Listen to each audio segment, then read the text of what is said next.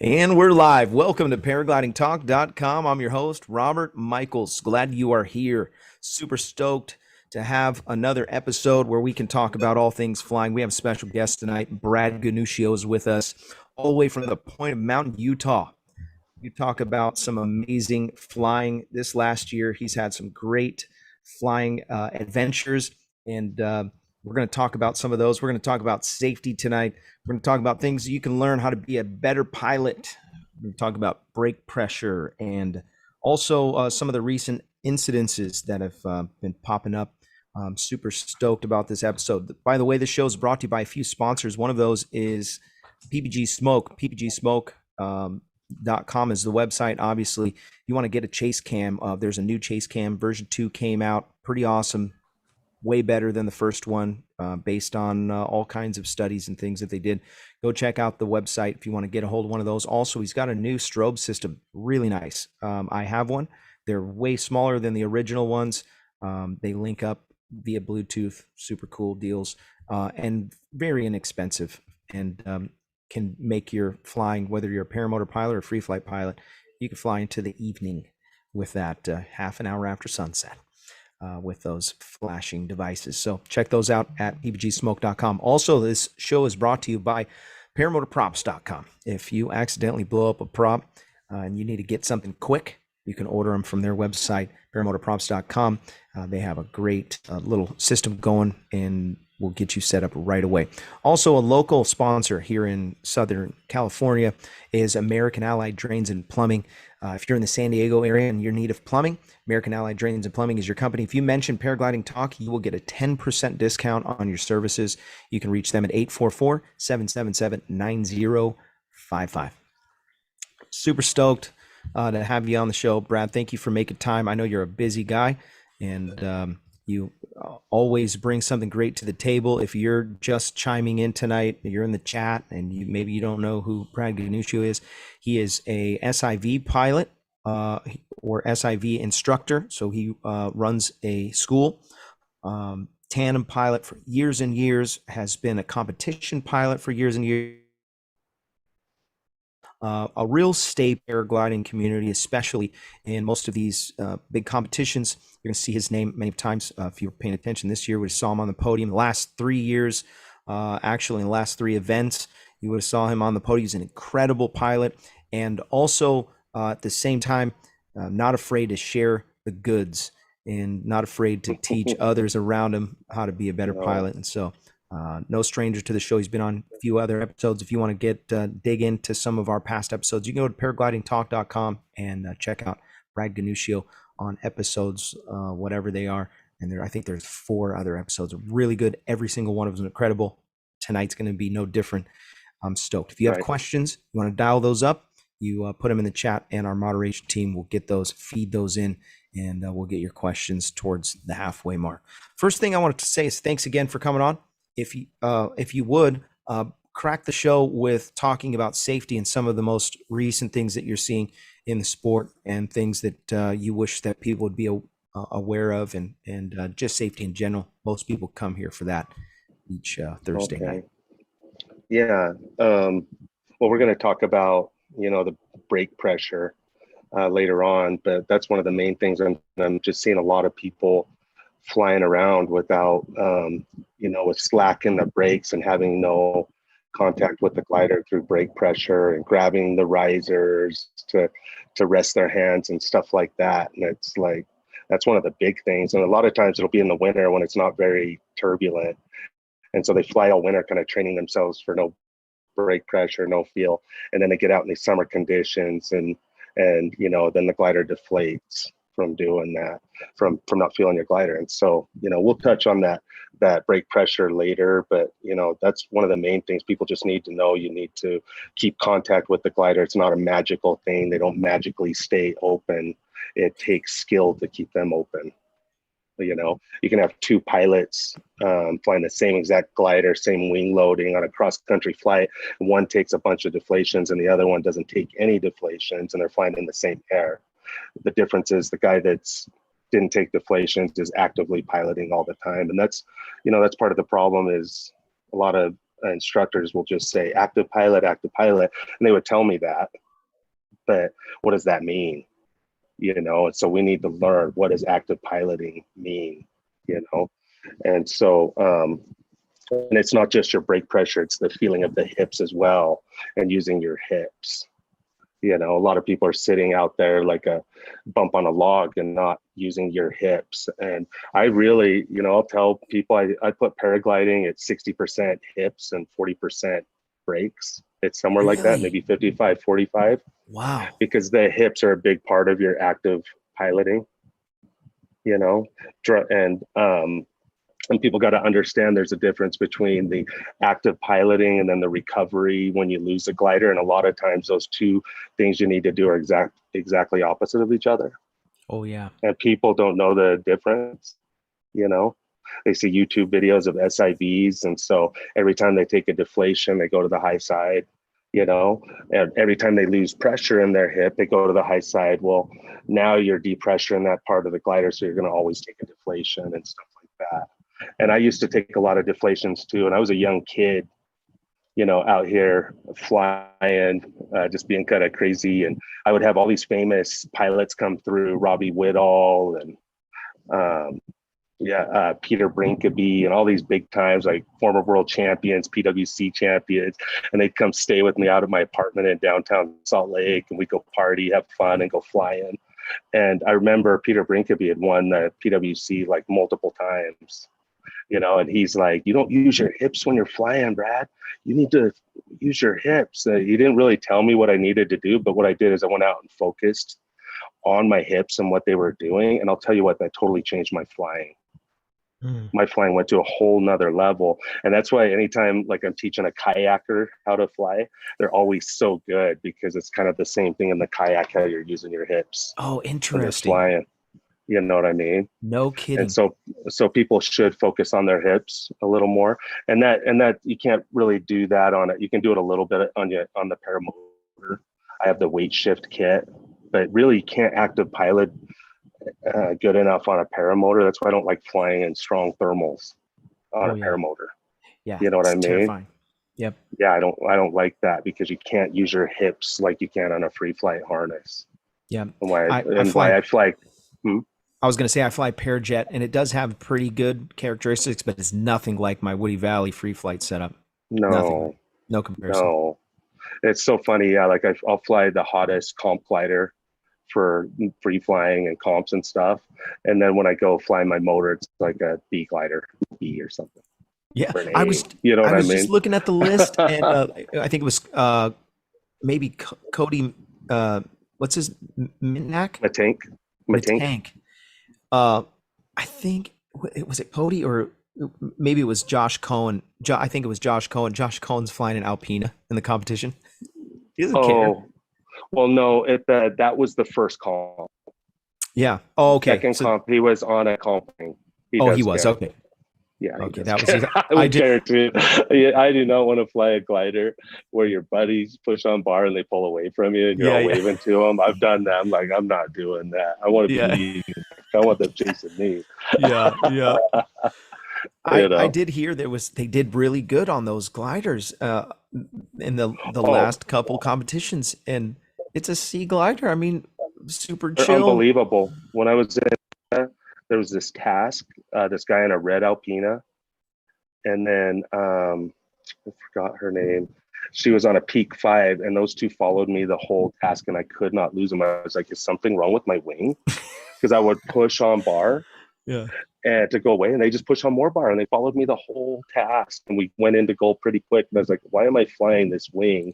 And he had a hike and fly harness and Alpina, and I got the state-of-the-art harness and Enzo, and I'm like, what is going on? But I'll tell you what, that's because there was no wind that day, because then the next day we had wind, and they tried to do the same thing, and I was like, bye. And then I can cut through the wind. But if there's no wind, it's amazing how close they are. Yeah, because very close. We'll go back on glide from El Cap sometimes, and I'll be with Enzo, Zeno's, whatever, and they'll pull away, but it's not like I'm flying the Alpina 4. It's not like you think. I do fly right at the top. I really like flying the Alpina right at the right at the, I fly at 95, and that's all The up on top's there. 95. Yeah. And it's Yeah, that's what I perfect. fly. I like that. Yeah, me I like too. it. Full Good control. handling, full control. I Yeah. like being loaded on them, Yep. you And know. the sensitivity, you can really feel when something's going to go away or something's going to happen. I mean, it's really thermic here. I'm sure you know, Yeah, especially same here. summertime. You know, Ozone puts it at, their premium weight range is somewhere around 8 kg under the top. And I disagree here with how sporty the thermals are at 8 kg. I just feel like a leap in the wind here, Yeah. you know. Taking little And so tip claps all the time. I like to be within 4 of the top. And then I'll fly Yep. mine's 130, and I fly right at 130. Yep. I get a Nice. scale at the comp, and I try to get it right to 130. Yeah. Yes. So, Oh, I'm sorry. I'm sorry. yeah, go And then ahead. the other safety thing I wanted to say is the gliders are getting so safe now. You know, it used to be when I started out, close to 30 years ago, if you took a deflation, you couldn't stop the glider from whipping around. And now they're just getting so safe that a lot of times you really don't even have to do anything, and any pull on the brake turns you that way. And so a lot of the accidents are happening from over controlling, and just pulling hard. When something happens, we panic, and as a pilot, and we yard on something, you just got this tiny wing now that you just whipping around. And if you look at a lot of the videos, they're turning towards the good side, the open side of the glider, and that's why I urge people to get out over the water and figure it out over the water, not over a rock canyon or some remote place or something. You know what I mean? Yeah. Give yourself some Yeah. altitude at very least. Yeah. And then the last thing is, um, the gliders are getting so fast. I feel like we're getting more and more G forces and longer lines and stuff like that. And so I'm afraid of people getting G'd out and passing out, getting out of Oh, control in a spiral or something.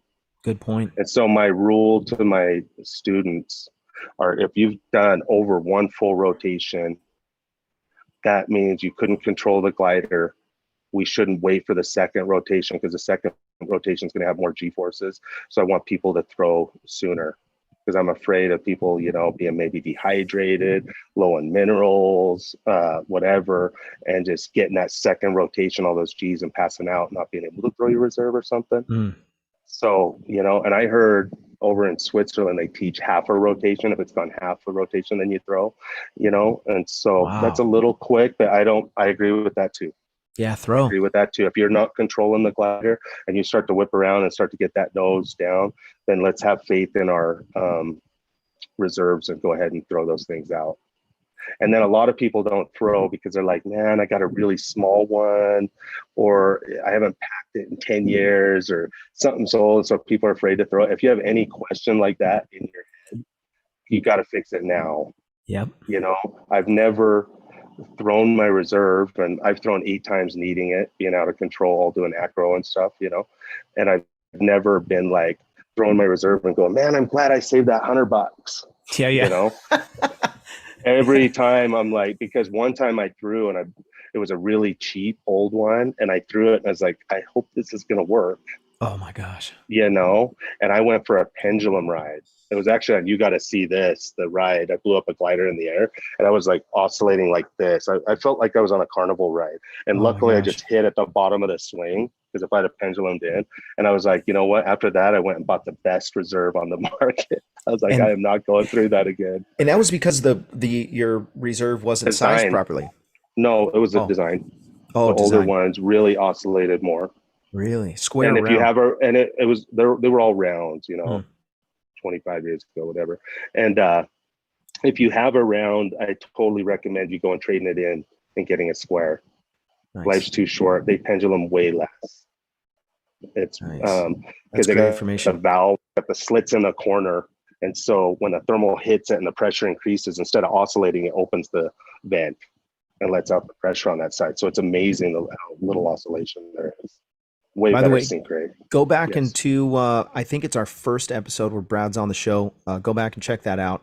We talk about reserves pretty much the whole show. It's an amazing show. It's the best show that we've ever done, talking about tossing the reserve and all the different dynamics. There was a great question about the flying with your hips. This was from Slaz Moji. He said, I have a question that's probably related to the hip thing. I have some sharp thermals bucking me side to side rodeo style. Do you go with the bucks or do you fight against them or somewhere in between? Well, that depends. Are you talking about, because I don't like my glider getting thrown into a wing over. So obviously if it's getting tossed to the side to a wing over, I'm going to counter steer because we're trying to keep our wing over our head, front to back, side to side, and yaw.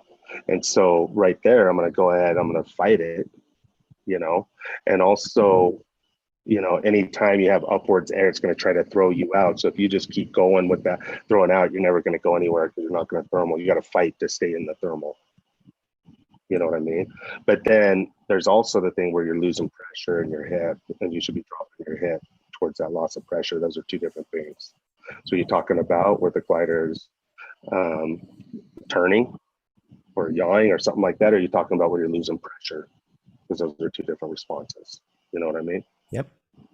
Yeah. Yeah, I think one of the biggest frustrations that paramotor pilots going into thermaling and free flying is that they feel the bumps and it like spooks them, it scares them. And this is why I really believe that it's a good idea to, if you're coming into the sport, start with free flying and then go to motoring. That's just my opinion. You could do whatever you want with that. A lot of people just stick paramotoring. I fully agree. That's but nuts. Yeah, That's if you can, nuts to and not do it that way. when you come into free flying and you're like I was, little black, jumping off the hill, and I get a 5 minute sledder because I have to wait until after it's not thermic and crazy and whatever, you start to love the bumps. You fall in love with the little thermal that keeps you up for the extra, 10. I was up for 10 seconds longer than last time. That was amazing. And then you go, it takes just a little bit of time, but before you know it, all of a sudden you're like, dude, I had a 10-minute flight and I was above launch. And then, you're 30 flights in and you're like, dude, I think I can top land right now. And you grow just this love for the thermal. Whereas where you come from paramotoring and you go in it, it's like, oh, a bump. Oh my gosh. Oh gosh, I have to get away from that. You get thrown out, like you said, fight for the lift. Yeah. So yeah, right. I would argue that it's really important to know what your glider is saying to you. So if your right side of your glider is yanking up and you feel some slack on this side, that thermal's probably going to be on your right hand side. But you have to learn what that there's feeling that is. too. If you're getting tossed out, but people got to know, like if your glider's over your head and you lose pressure, you want to drop towards that loss of pressure real quick. Yep. Because you're dropping your hip towards it, pressurizes the glider. Yep. And then the brake input, which we'll touch on that later. Yeah. And someone asked what's the best reserve on the market there. And really my favorite one I've seen is that sup air fluid. I really like that. And I really love the ones I get are the sup air fluids and also the Regalo. I love the Regalo. It's really nice. And even if you don't get to the controls, it has a nice descent, but they're more complicated. And I don't like, it needs to be a more advanced pilot to have a Regalo because you're like throwing out a wing, takes more pre-flight. And it's something like 18 out of 20 pilots that throw a Regalo never get to the controls because there's so much going on. Yeah. We're usually throwing because we're lower. Yeah. You know what I mean? Well, then you're trying to deal with bringing in your other disconnecting it or stuff like this, I've seen 2 times where pilots are entanglement, midair collisions, and a guy throws out a Regalo, and then it's like a wing and it goes into a nose down spiral and they're whipping around. Oh no, really? I've seen that 2 times, yeah. And so I don't like people just having just a Regalo because a midair collision is a big probability, especially in competition. Why we're going to have to throw a reserve or something. You fly with 2 reserves in the comps? Yeah. So a square. I do is on my right side because I'm right-handed. I put my square on the right side because that's just going to be my quick, fast, get that thing out. And then my left side, I'm going to be a little slower, so I put my Regalo there. And so then I can, if I have lots of altitude, I'll throw that. And one time I broke some lines on an Enzo over a river in Colombia. And I was actually in parachutage kind of doing a helicopter, and I looked down below me and it was the river and two power lines on either side. And I was like, man, I'm so glad I got a Regalo right Ooh. now, you know, but let me try to get it flying. I had altitude and I got it to fly a little bit, to fly away. And I drifted off into and I really didn't have good control, but it was big fields. And I just kind of drifted off into a field and landed and had like a 4-hour, 5-hour walk out of that. Like, damn. Oh man. But I wasn't in the water and I wasn't in the power line. So I was a Yep. happy camper. That was a happy walk. Yeah. That's a happy walk. No complaints here. Yeah, you don't just dial up an Uber when you're in the middle of tiger country. Super fluid. And they have fluid light as well, which is really good descent rate. But your best descent is just the fluid normal. But it's, you know, it's quite a bit heavier than the light, but you're going to really love it if you throw that thing out. And they're not super complicated to pack either. That's what's nice. That's great. You do all your own packing now? You Yeah, still hand them except off? the Regalos. I haven't done the Regalos. You even watch when they do it, or you just let them have it? No, yeah, I've watched. I mean, Felix Rodriguez can do it in like 10 minutes. Wow. And I've watched other people. It takes like an hour and a half. So I want to learn the Felix Rodriguez technique. Yeah. Technique to me. Yeah, hour and a half and all this stuff. Like, wow. Yeah. That's funny. I want to talk a little bit about the World's Cup in Chelan. You had some great flights there. There was it a was few different amazing. really Amazing cool competition. tasks. Yeah, talk a little bit about that. And maybe I hate to bring up the Debbie Downer stuff about COVID and all the stuff, but how did that change? Did that affect this year's event? And just talk a little bit about what your experience was. Yeah, I didn't get COVID there. I heard a bunch of people after the comp did. Oh, really? But, I didn't even hear that. Yeah, a bunch of people came back and tested positive, and I would imagine with those you people in the retrieve vans and things like that. I'm lucky I didn't, because I was filling my truck up every day with pilots and coming back. Oh, wow. With my truck, you know. Yep. But other than that, yeah, you know, it didn't really affect it. It was amazing flying the first task, flying to Leavenworth, which I've been to Leavenworth a few times. It's deeper in the Cascades, and that was just beautiful country. We did a lot more mountains than we normally do. Oh, really? The tasks involve more mountains. Yeah, a lot more mountains going in there, and that was really cool. It was just really good conditions. It was a week earlier than it normally is. I'm so happy it was, because it was cooler, more clouds. People were freezing. I mean, one day I had heated gloves. No kidding. And my hands were still freezing up there. Wow. Yeah. And it's like whatever in the high upper 90s on launch and stuff, just with heated gloves and sweat, and it was just really fun. And then we crossed over Lake Chelan probably more times than I remember doing in other comps. Really fun, just deeper back there in the mountains than normal. And just the visuals were amazing, and seeing the volcanoes in the distance and stuff. We'd have some clear days, and you could see Rainier, and can't remember the other one. You could see three at one point. I was like, wow. Wasn't Hood? I forgot the name. It starts with an M, I think. But yeah, just amazing flying back there. Really beautiful. Not St. Helens. Dust Devils. Yeah. And a lot of fun people. And it seems like there's less comps. I did a comp at the same time there. So they got to separate them more. And I don't know. It just seems like a long time since I've seen my friends. So since I've talked to you guys, I also did the Monarca, and that was an amazing competition too. And that's part of the U.S. Circuit as well. Really? Where's that at? Close enough. Monarca Valle de Bravo. Valle de Bravo. Yeah. Yeah, because it's so close, and we don't do enough here, so they made it part of our circuit. Oh, that's super cool. That was really cool, really fun. And my friend, I met him when he was 16, Manuel Quintanilla, and he lives there. He's an up-and-coming pilot, and I've mentored a lot through the years. And I was so happy to see he won it, and he's matured so much. And a lot he won? He's taken. And on the podium, he's like, I wouldn't have done this without you. And so that gratitude, feeling that just really stoked me out. I was just so happy for him. And then I got second. So we got to spray each other with champagne on the podium. So that was nice. Fun. And that was really that was beautiful flying too. I love Valle de Bravo. both of those places, Chelan and Valle, are probably two of my favorite places in the world to fly. Oh yeah. There's a whole group You of know? people that go from here every year to go and fly. Whether they're in the comp or not, they'll go around the same time and tear it up. That in Colombia in January. Yeah, but Chelan's somewhere different. You need to have. I used to go every year before the comps were there and go camp and fly there. But I'll tell you, one year I didn't go with retrieve, and so I went with hitchhiking. And I had multiple days where I was just hitchhiking forever, and it got dark, and I'm just like, oh my god, I'm never. You got to have your own. You know, in the cars, it's in the middle of nowhere, and it looks like you have a body in the back of your backpack or something. They speed up and go way around you. You know.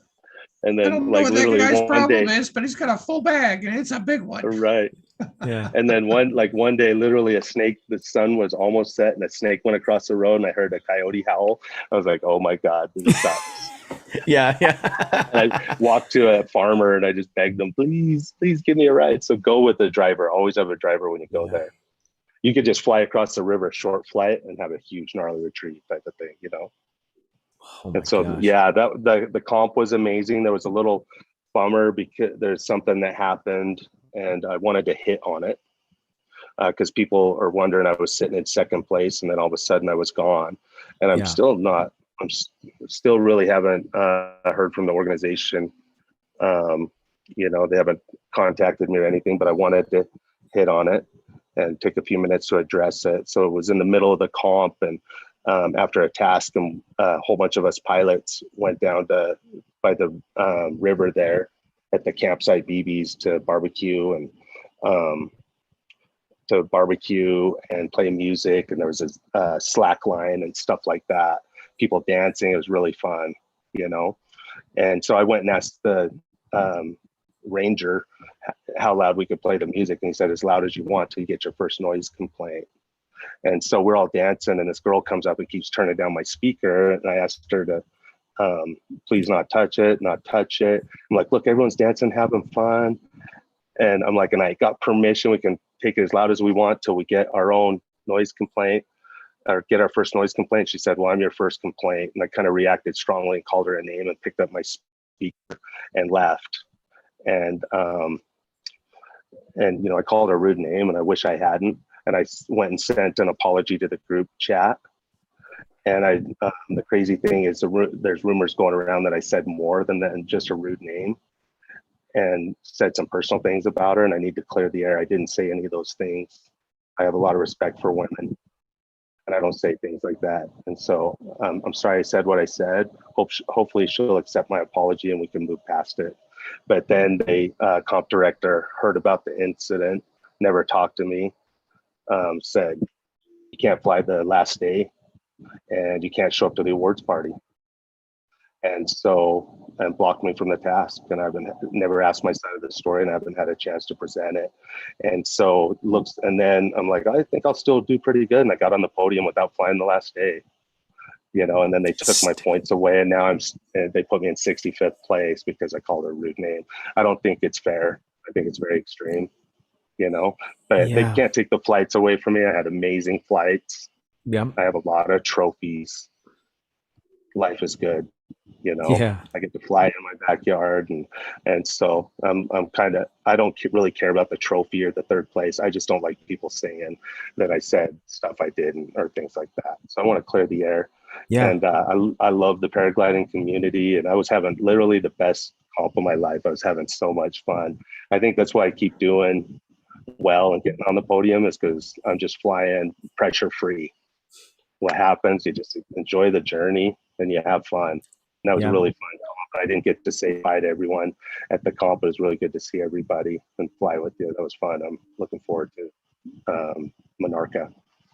And I'm so glad that we can use the platform to give you an opportunity to share your side of the story. So that's super cool. I know there was a lot of people that had the questions, and every year you bring such a good vibe, and people look up to you, respect you. You're not just there, you know, a bump on a log. You're helping, you're repairing people's wings if you can. You're teaching people on launch. You're handling business. People that are in charge are asking you questions on tasks, and because you've been around for so long, you're still a huge attribute to the flying community in that. And I know that this will get cleared up It's one of those time Yeah. things.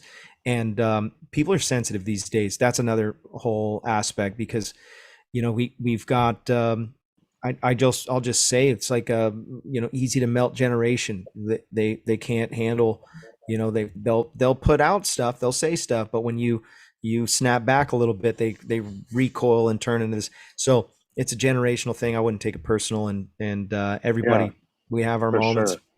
And the fact that you were able to apologize and you yeah, and I accept it. I accept, I'm not perfect, and I always man up to my mistakes. I'm not afraid to say I'm sorry or anything like that. You know what I mean?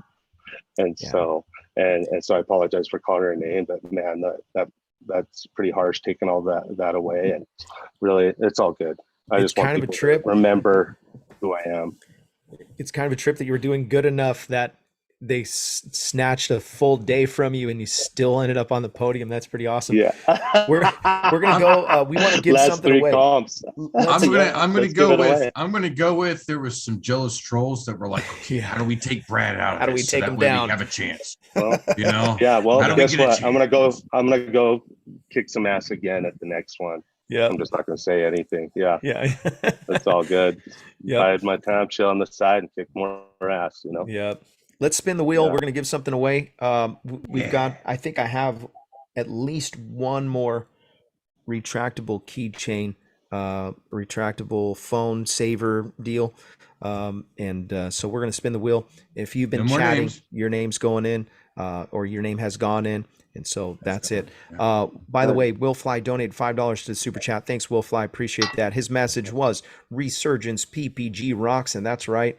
I absolutely agree. I'll just mention Resurgence PPG since he donated that. Resurgence PPG is a 501c3.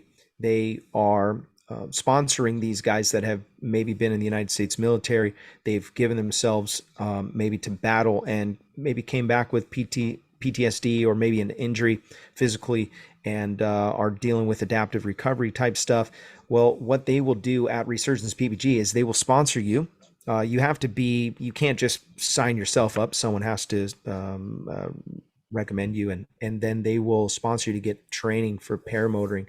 And it's life-changing, really. Flying is life-changing. And so such a cool organization, resurgencepbg.com. If you want to donate there, you can do that by going to their website. All right, let it rip, Sean. All right. Let's see. Speaking of organizations, Sean runs the organization. It's a kiting organization. So it's called Calamity Kite Clinic. And if you want to learn how to kite your wing better than anybody else around you and be really good at handling your wing, you can do that by signing up with his organization. That is calamityKiteClinic.com is the website, and you can talk to Sean and he'll give you all kinds of great tips, and maybe you can meet him at one of the fly-ins and sign up with his course. And it's not very expensive, but it's very valuable and such a cool thing to be good at kiting. Probably the most important thing that you're going to add to your flying repertoire before you launch if you can't control your wing. Super important. Yeah, super important. Craig Couch. Is it still going? It's a greasy wheel. Yep. Craig Couch. Congratulations, Craig Couch. Craig Couch is a moderator. I think he's one of the very first guys that have been supporting the show. So thanks, Craig. Appreciate that. You win. You can reach out like you always do to the website, paraglidingtalk.com/contact, and send me your information. I'll send you out your winnings. And if I feel like he already maybe won one. Yeah. Maybe not. Yeah, yes. Yeah. He already won one.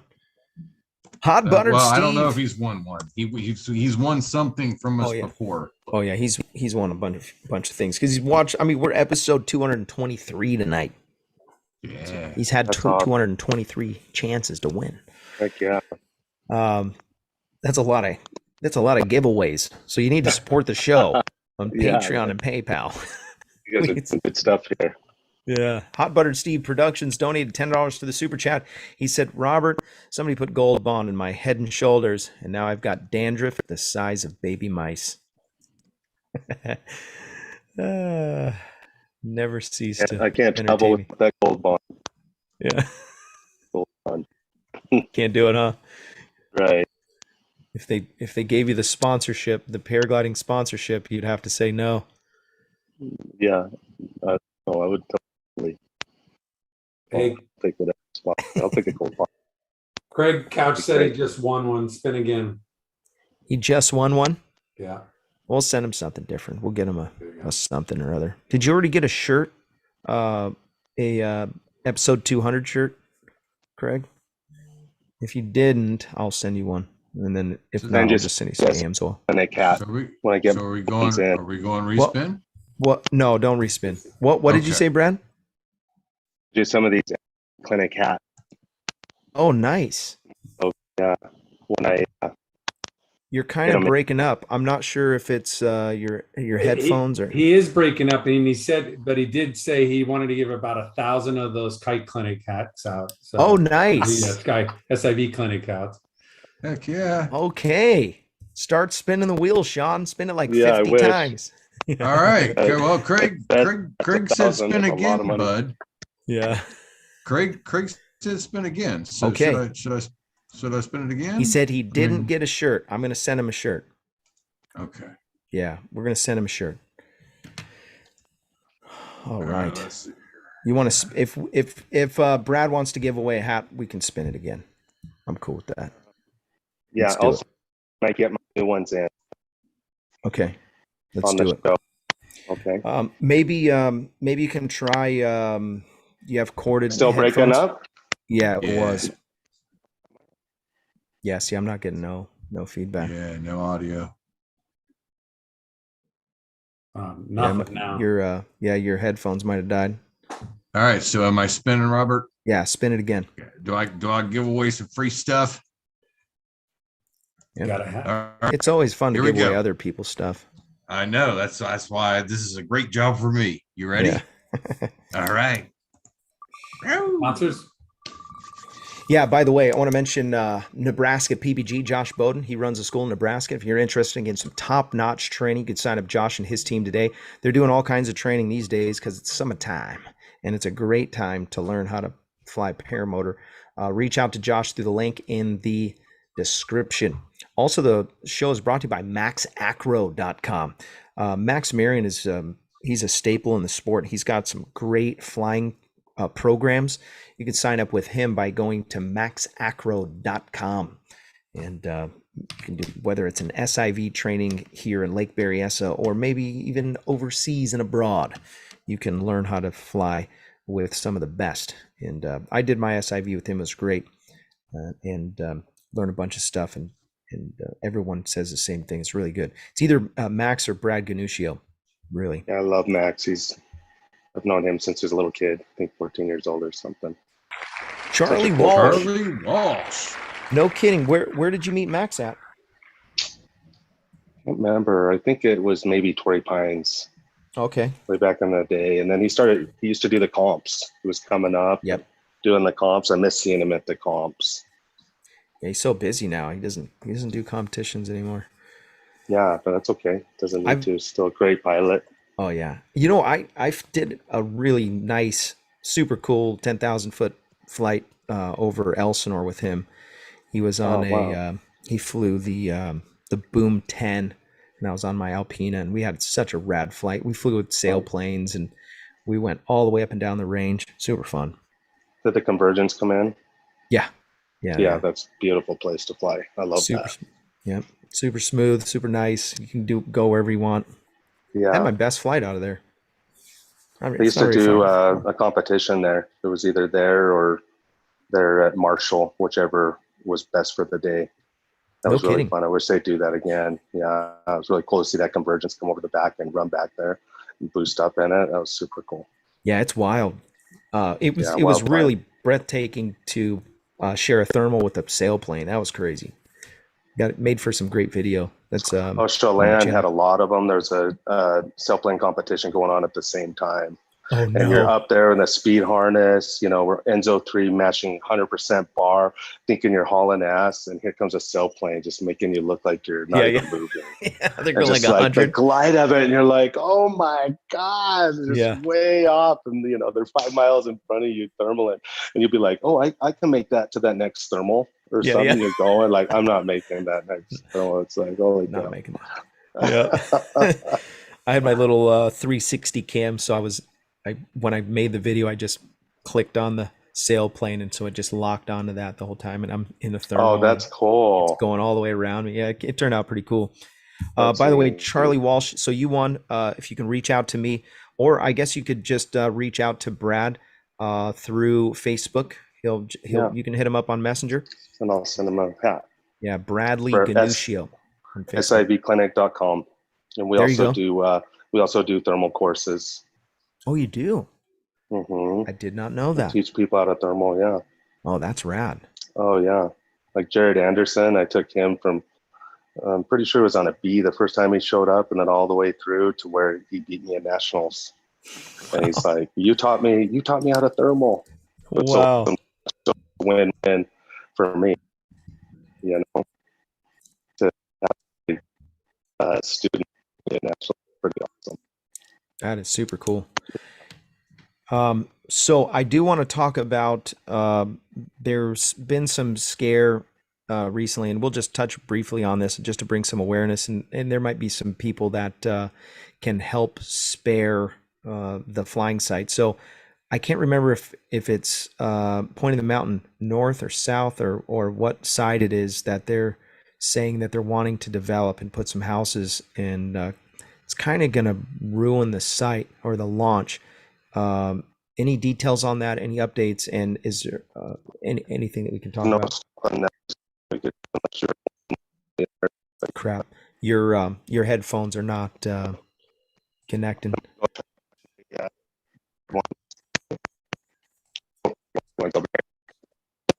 Eye product. That's not an eye product. You just have to have some wires. That's all. It's faithful. Yeah. Yeah. People, MM wants to know where Brad's training is located. Oh, so I believe Brad's training is in Utah. I don't know exactly where, but Salt Lake or Point of the Mountain, if you want to, know where the main flying happens, he can fly right out of his backyard. But I think they go to a lake somewhere there in Utah. And that goes by. If you're in flying to Salt Lake City, and so people when they come, they're like, if I would have known it was this easy, I would have done it a long time ago. Because you can just Uber to the hotel, or a lot of people, I have a house and I'll rent rooms to pilots. You can stay at my house and you ride on launch, and you can ride with me. You don't need to rent a car. And then we do the course, we do ground school here, simulator work here, and then we'll go to the lake. Oh, that's perfect. And then you Uber back. People are like, man, it's so easy. And if you need to go to the store, you can use my car or something. Yeah. I stayed there once. Or just fly there. I don't know. People probably don't realize this, but he has an Airbnb underneath his house, and he's got plenty of rooms. So maybe you've got a couple buddies that you're like, you know what, I want to go do a clinic. Brad will he'll accommodate the space, but it's really nice. He's got he's got a spa. Yeah, it's literally, you walk out in the backyard, and you could, on the right day, just pull your glider out, send it. Right. I was hoping last night there was probably like 60 gliders in the air in the backyard. Wow. 60? About 60. Oh my God. But the sky is so big once you're up high. It was just beautiful. Right? So I was hoping they were going to be doing it to see the stock. There's it's the wrong direction. Oh yeah. But that's launch right there. That's my launch. Look and at that. The wind usually goes from there, And then sometimes we can hop over to those mountains. Wow. There, that's from here on a good night, I think I'm gonna do it. I'm gonna bring the wife, and we're gonna do like a little getaway. You should. Yeah. You should. You're 15 feet from where you sleep to launching. Yeah, yeah. I won't tell my wife about the flying part. I'll just say that we're going to go stay at a really cool Airbnb in Yeah. Point of the Mountain, Utah. Sit in the hot tub and watch you Yeah. fly. Yep. Yeah, he's got, and you have two hot tubs, right? You got the one for For kind of, me, my yeah. private one, and then Your- one for guests. yeah. So it's legit, man. You Yeah, can they're all- stay there You're and, gonna love it. You won't believe how much better it is now. I've made it way nicer. oh, really? Oh yeah. So yeah, you go back to my video and I did a little sneak preview and showed everything. So I'll have to, yeah. Come back out. It'd be Yeah, great we to need have to you. do that. All right. It's on. We're going to do it. Let's talk about brake pressure. Yeah. Now, I've had this in my mind to have a talk about this, but every time that I have a guest or somebody that I wanted to have on, I thought, nah, that's not the right person. No, that's not the right person. You're the guy. You've been 30 years in the game, all of your knowledge, and there's a lot. And you touched just a little bit about brake pressure in the beginning. I want to talk more about that, and let's kind of get to the nitty gritty about brake pressure. Let's dive a little deeper than normal. Okay. Talk about the first thing that we mentioned in the show. We talked about the importance of not just flying hands up or holding onto risers. You do lose some feeling, like with the bar.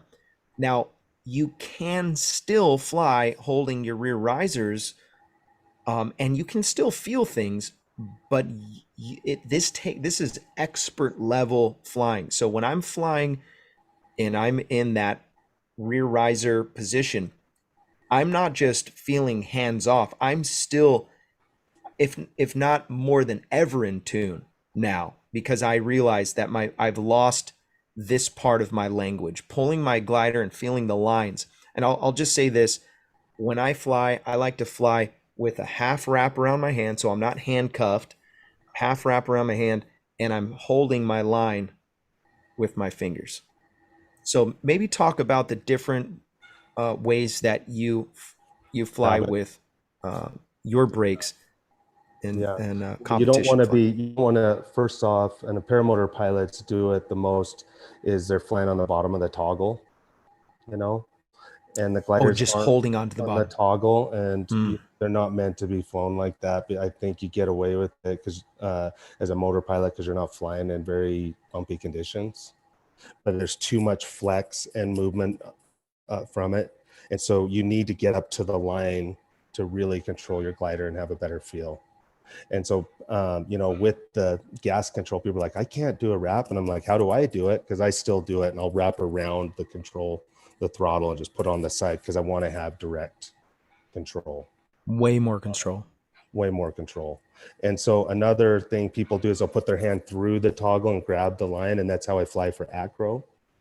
But you don't want to do that if you don't have acro handles, because you could get twisted up and actually handcuffed into the risers. Yep. And so I have acro handles with a big loop, and so then I'll go through. So if you have to go through and do that and you don't like the wrap thing, then you can get acro handles, even though you don't do acro, and put it, they're really nice handles, and do something like that.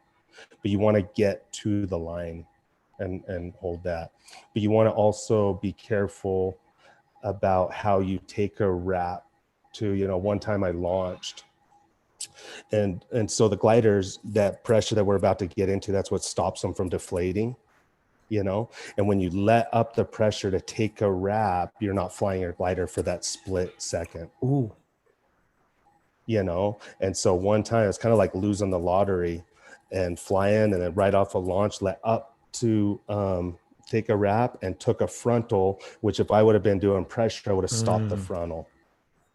And so I floated in the frontal right down. It was too low and on the ground, and I didn't get hurt, but I got lucky. I could have done a 180, and it was windy, and I was like, wow, what a wake up call. And so now I'm very particular at how I take a wrap, and I take it and I'm pulling against the pulleys and feeling the pressure all the way through. Interesting.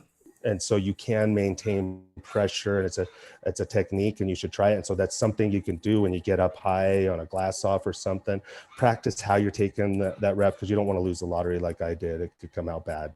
Wow. Interesting. I've never thought about that. That's Yeah. really good And you information. can't launch, and people are like, why don't you inflate your glider with the half a wrap? Because how we're inflating them, you'll be pulling too much brake, the glider won't come up good. It won't you come don't up and it won't have a shoot out in wrap. front of you. You don't want to have a wrap when you're inflating the glider. And so it'll come up, and a lot of times I've gotten good as it's coming up and going, I'll take the wrap through that motion as I'm turning and going too. I like it best if I can have the wrap before I take off, because that pressure in the brakes, again, is how you keep the gliders open. It's not magic, it's skill. Talk about pressure. Yeah, and then on the pressure, you can't put a pounds, like instructors will put it's this pounds or that pounds, and you just can't do it. Pounds mean different things to different people. And then as well as, the gliders all have different pressures. The different brands and the different designers put different pressures in them, like the BGDs, Bruce Goldsmith, it's always like a light pressure. You notice, lighter pressure, he likes it lighter.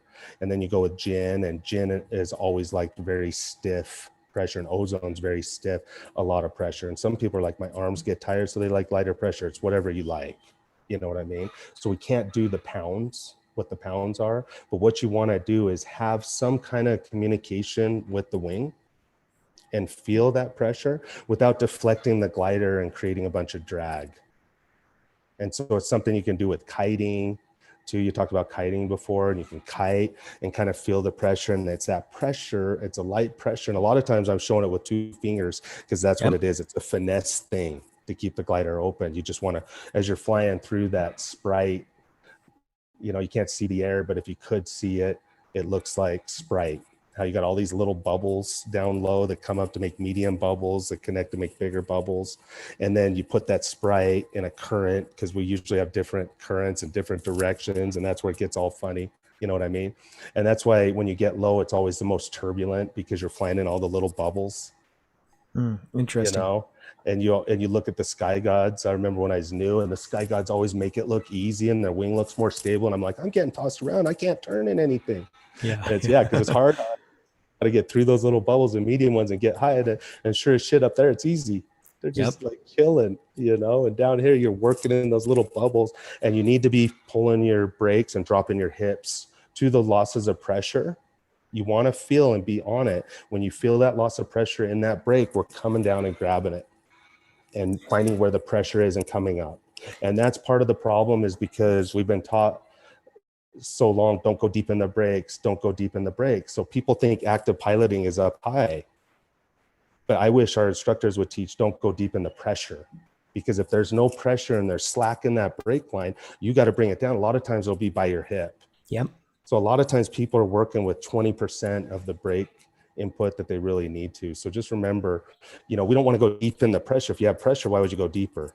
You're going to stall your glider. But if there's slack in the brake lines, we got to take the slack out and find out where it is. You know what I mean? So and and we're talking about the glider being open. Yep. Right now, maintenance. It's like feeling the tension. Feel Have it have tension, but not being pulled, but having tension. Yeah. And so, they used to call me heavy-handed Brad because I was always gliding and I had too much brake on glide. But I'll tell you what, I won't take deflations, and other people will. And the thing is you're not going to be very efficient if you're taking a deflation falling out of the sky. And so if you're not sure, err on the side of a little more pressure on it.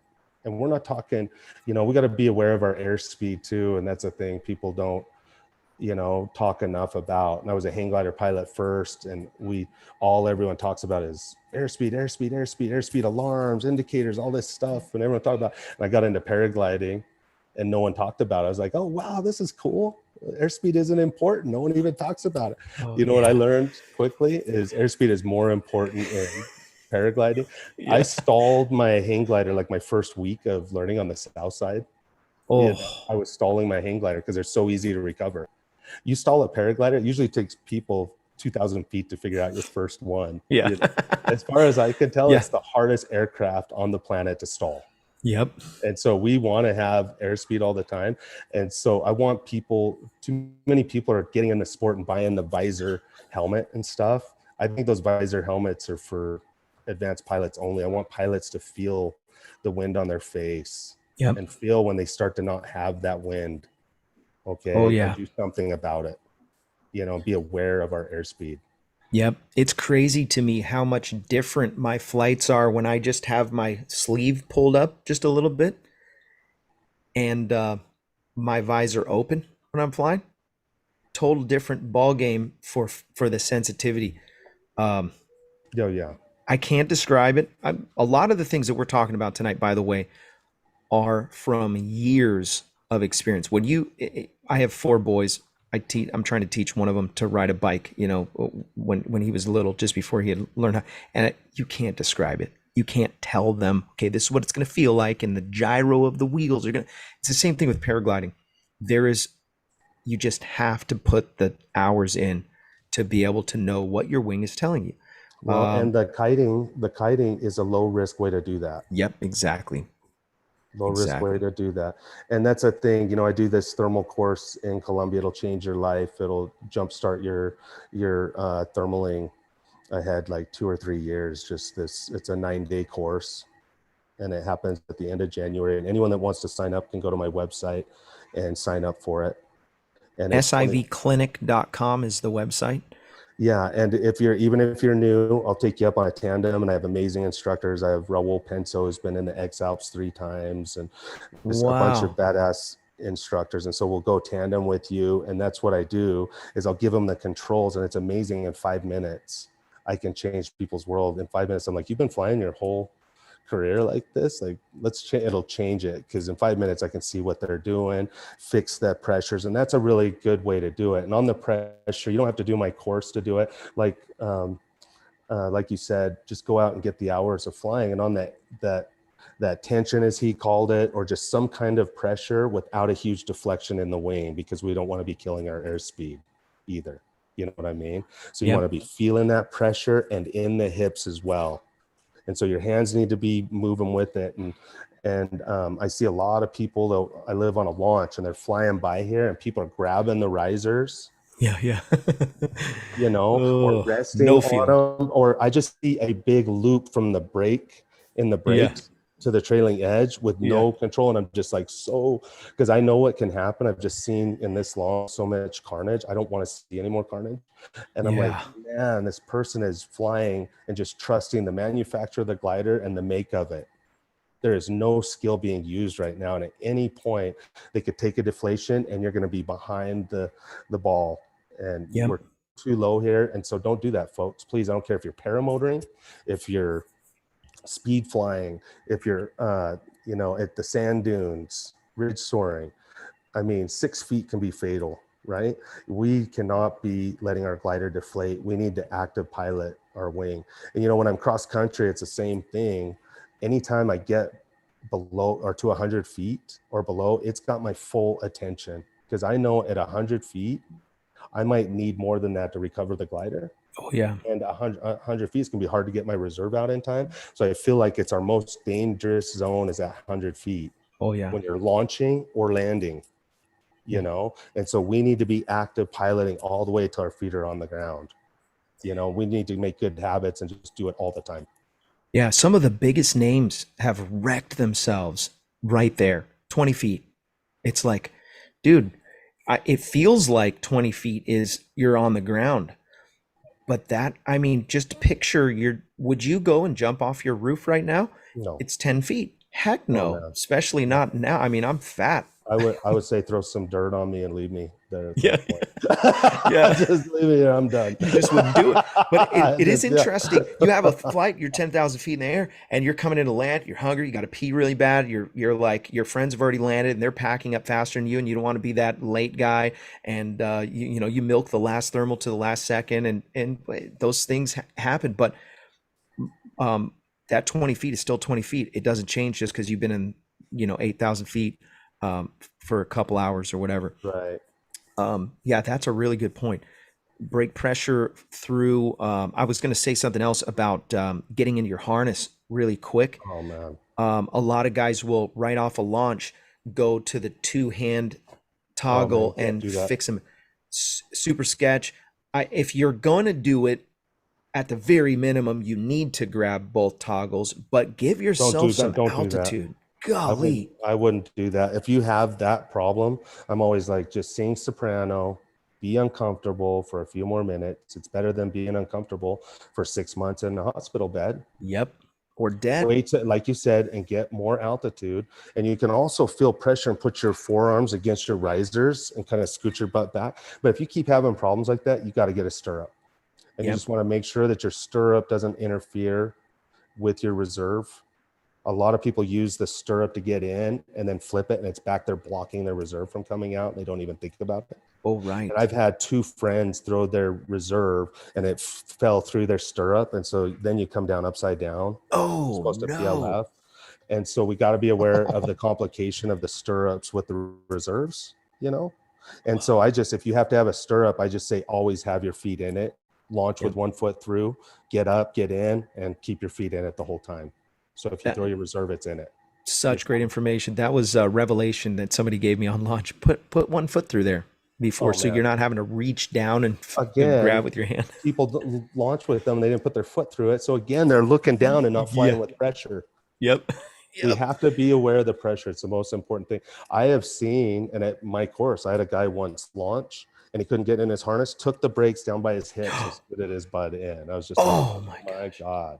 Almost stalled it? Totally not. Yeah. Almost stalled. Only thing that saved it was the toe assist, or he would have definitely stalled.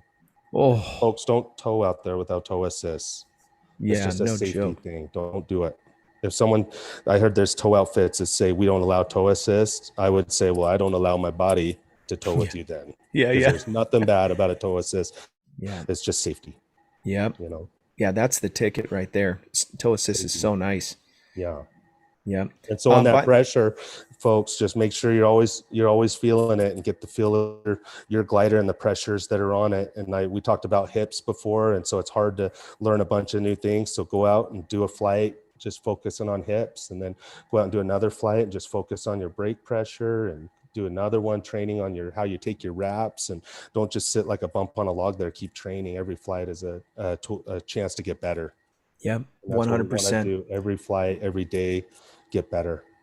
I got to mention a couple sponsors. One of those, iFly Indiana powered paragliding. If you're interested in flying paramotors, no better place to get proper training than iflyindiana.com.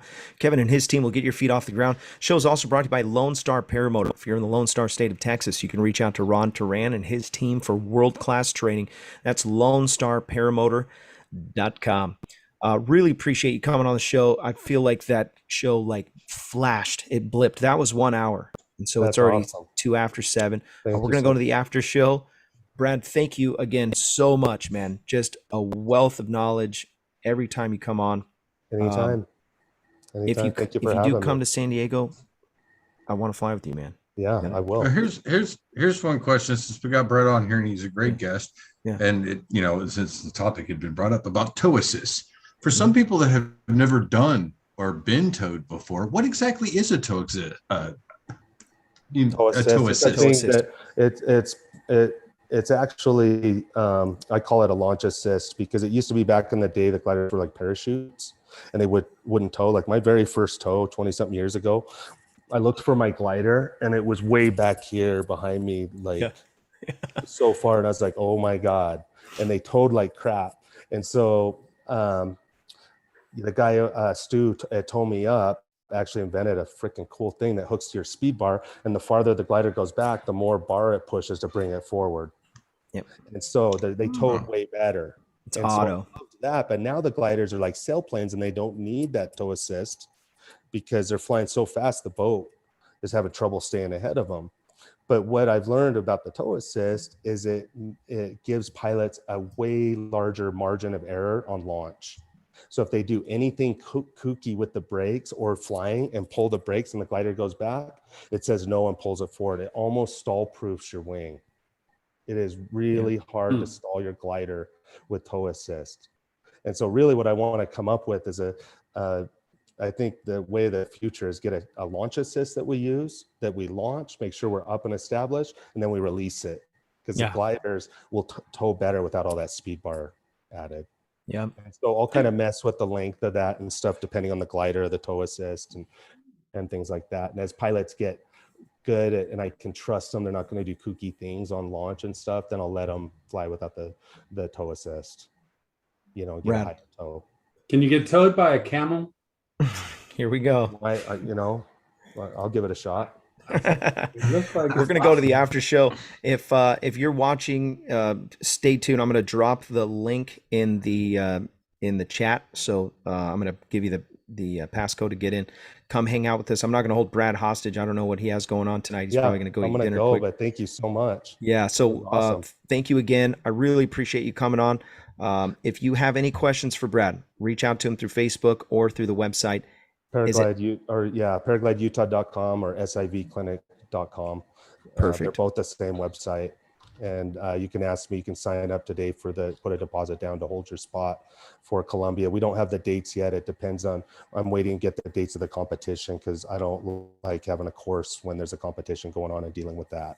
Yeah, it's usually around January, like the They're mid-January, end of different January. every time. Yeah. And I'm friends with the Colombians and the organizers. And so I'm just telling them, please get us the dates sooner. But if you're flexible on the dates, you can sign up today. And it will be the end of January. And there will be one at the beginning of February. Nice. Yeah. Rad. So thanks again. Really Thank you. appreciate it. We're going to have a great show next week too. So don't miss that. Paraglidingtalk.com. If you haven't signed up to support the show on Patreon or PayPal, you should, and keep the show going. If I don't see you on the air, I'll see you in the air. Thanks.